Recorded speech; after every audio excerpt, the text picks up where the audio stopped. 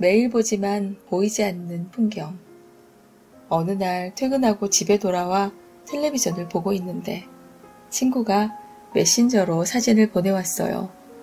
주황색과 하늘색이 섞여 띠를 이룬 보랏빛이 나는 예쁜 노을이었어요. 오늘 노을 봤니? 너무 예쁘더라. 고개를 돌려 창밖을 바라봤지만 세상은 이미 캄캄한 어둠에 휩싸여 있었어요.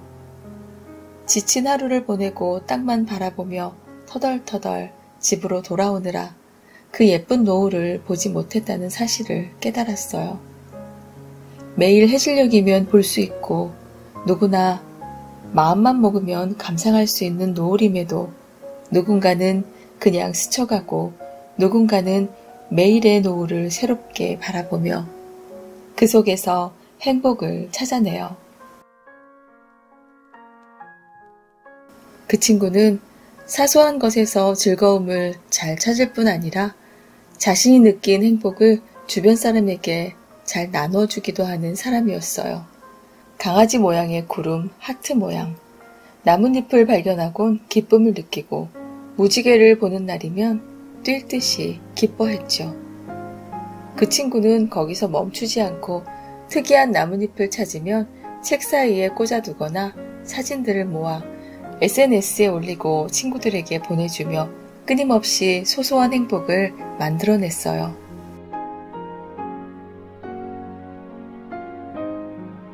밝은 햇빛이 온 세상을 비출 때도 그늘은 생기듯이 아무리 명랑한 사람일지라도 마음에 그늘 하나쯤은 가지고 있답니다. 아침이지만 내 마음은 한밤중일 수 있고 창밖에 펼쳐진 맑은 하늘도 비구름이 잔뜩 낀 흐린 날씨 같은 마음으로 바라보면 아무런 감흥 없는 그저 그런 하늘일 뿐이지요. 하루 종일 비가 내리더라도 도로바닥을 적시는 비냄새, 창문을 타고 흐르는 빗방울의 모습, 빗속 도시 풍경을 아름답다 여기면 아름다워 보이는 것 아닐까요?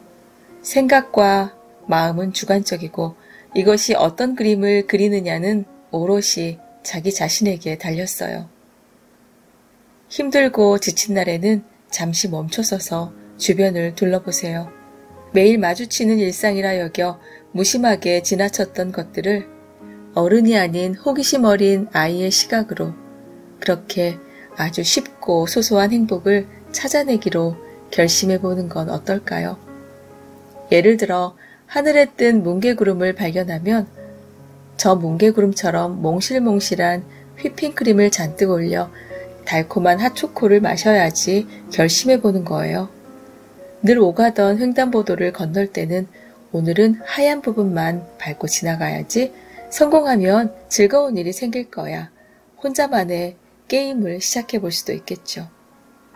이렇게 눈앞에 보이는 풍경을 넘어 앞으로 다가올 일상에서도 어떤 기쁨을 찾아낼 수 있을지 고민해보는 거예요. 봄에는 딸기를 먹고 벚꽃이 흩날리는 거리를 걸어볼 거야.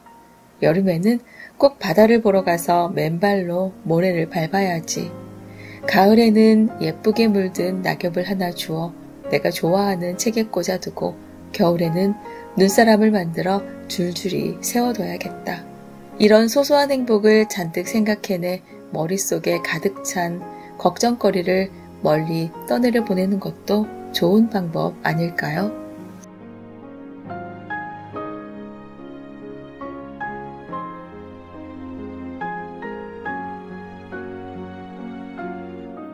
예쁜 말, 미운 말, 상처 주는 말.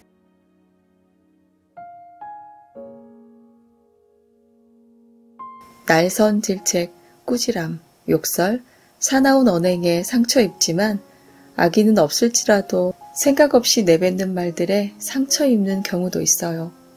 그럴 때 나쁜 의도로 한 말이 아닌데 예민하게 반응한다며 별것 아닌 일로 치부해버리기도 하지요. 선물 받은 옷을 입은 어느 날 누군가가 웃는 낯으로 이렇게 말해온 적이 있어요. 평소 상대의 옷차림이나 외견에 관심이 많고 지적 아닌 지적을 해대며 은근히 상대를 낮추는 사람이 있어요. 그러면서 자신의 지식을 뽐내고 가르치기 바쁜 그런 사람이었지요. 그 옷 어디서 샀어요? 진짜 안 어울리는데. 사람마다 어울리는 색깔이 있잖아요. 그 색은 아닌 것 같아요. 선물 받았어요. 남자친구? 그 친구 센스 없다는 말 좀 듣죠? 아빠가 선물해 준 거예요. 그 사람은 잠깐 당황하고는 곧 자신을 합리화하기 바빴어요. 몰랐네요. 미안해요. 나쁜 의도가 아니라 알려주려고 말한 거예요. 이후로는 그 사람이 하는 말은 괜히 신경이 쓰이고 별것 아닌 말에도 의미를 부여하게 되어 기분이 나빴어요. 오늘 입은 옷 예쁘네요? 정말 예뻐서 하는 말일까? 어제는 별로라고 하더니 진정성을 느끼지 못하게 됐어요. 다른 사람이 말했다면 즐겁게 웃으며 대화를 이어갔겠지만 전혀 그럴 기분이 들지 않았어요. 한번 입 밖으로 나온 말은 상대에게 전해진 이상 되돌릴 수 없어요. 정정하고 사과하더라도 그 상처는 곧바로 지워지지 않고 상처의 깊이만큼 편견이 공존하게 되어 말실수 한 번으로 부정적인 의미의 그런 사람으로 고착되어 버리는 그런 사람으로 기억에 남겠죠.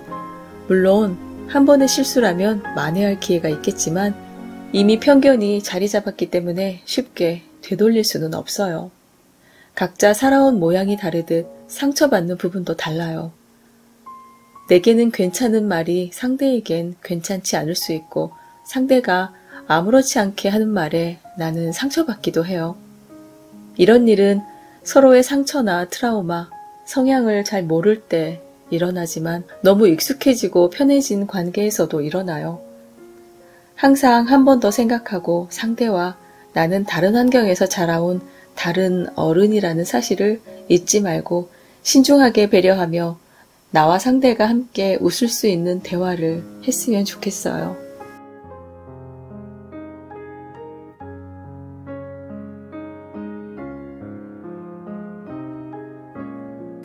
어느 날 고양이가 왔다. 독립해 집을 구한 뒤 얼마 지나지 않아 아는 사람이 자신이 키우던 고양이를 우리 집에 버리고 갔어요. 다시 찾아갈 생각이 없는 것 같아서 고양이에 관해 검색하고 관련 서적을 찾아 읽고 고양이 용품을 잔뜩 사고 캣타워도 설치해 함께 살기 시작했답니다. 그런데 얼마 안 가 내게 고양이를 버린 그 사람이 갑자기 고양이 값을 달라고 연락해 왔어요. 어이가 없었지만 그런 사람에게 돌아가 봤자 제대로 보살필 것 같지도 않고 또다시 어딘가에 버릴 수도 있을 것 같아서 깔끔하게 정리하기 위해 돈을 보냈어요. 보드라운 털을 가진 고양이는 귀엽고 사랑스러웠지만 낯선 환경에 의기소침해 있었고 성격도 까칠한 편이었어요. 나랑 친하게 지낼 생각은 전혀 없어 보였어요. 퇴근하고 집에 돌아오면 이불에 오줌을 싸놓고 벽지를 긁어 뜯어놓고 쓰레기를 헤집어 대환장 파티를 만들어 놓곤 했어요. 반려동물을 키우는 것이 로망이었지만 막상 키워보니 생각보다 쉽지 않았죠. 설탕 봉투를 터뜨려서 온 바닥에 난리를 쳐놓고는 아무것도 모른다는 표정으로 몸을 쭉 늘여 도도하게 기지개를 켜는 모습을 보면 어처구니가 없기도 했어요. 그래, 네가 뭘 알겠니?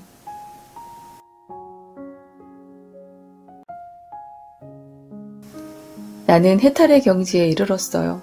곤히 자고 있는 내 발가락을 깨물어도 내 옆을 지나갈 때면 깡패냥이처럼 툭툭 쳐서 옷이 찢어져도 그러려니 했어요.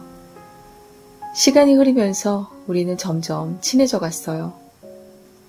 고양이는 매일 함께 사는 사람을 관찰하기 때문에 평소와 다른 변화나 감정의 신호를 알아차릴 수 있다고 해요. 게다가 사람과 자신이 다른 존재라는 사실을 모르고 엄마 고양이나 새끼 고양이로 인식한다고 하더라고요. 생각해보면 고양이가 나를 꽤 많이 돌봐주고 있었던 것 같아요. 이 고양이의 세상에는 나밖에 없었으니까요. 잠에서 깨 눈을 뜨면 늘 내 발밑에 또아리를 튼 채 누워 있었고 퇴근 후에 집에 돌아오면 현관 앞에 앉아 맞이해 주었어요. 화장실을 위험한 곳이라고 생각해 피하면서도 내가 화장실에 갈 때마다 따라와 지켜봐주곤 했어요. 아파서 누워있을 때는 하루 종일 옆에 앉아 쳐다보기도 하고, 내가 울고 있을 때면 물을 싫어하면서도 내 앞에 다가와 뚝뚝 떨어지는 눈물을 그대로 머리에 맞으며 위로하듯 곁에 있어 주었어요. 나를 가족이라고 생각해 보살펴준다니 귀엽기도 하고 행복하기도 했어요. 가끔 말썽을 피우긴 하지만 나에게 행복을 가져다주는 순간이 더 많았어요. 고양이의 시간은 사람보다 빨리 흐르기에 벌써 내 나이를 뛰어넘어 할아버지 고양이가 되었지만 다행히 아픈 곳 하나 없이 건강하게 지내고 있답니다. 오랜 세월 당연하듯 내 일상에 녹아들었던 존재가 한순간에 사라지는 걸 상상하면 몹시 두려워져요. 에이, 밥 잘 먹고 아프지만 마라 하며 함께 보낸 시간은 어느새 내게 커다란 의미가 되었으니까요. 그래서 더 잘 챙겨주고 소중하게 대해주려고 해요. 훗날 먼저 내 곁을 떠나더라도 내 일상에 따스하게 건네주었던 행복만큼 나와 함께했던 묘생이 행복했다고 느낄 수 있게, 나의 친구, 나의 가족에게.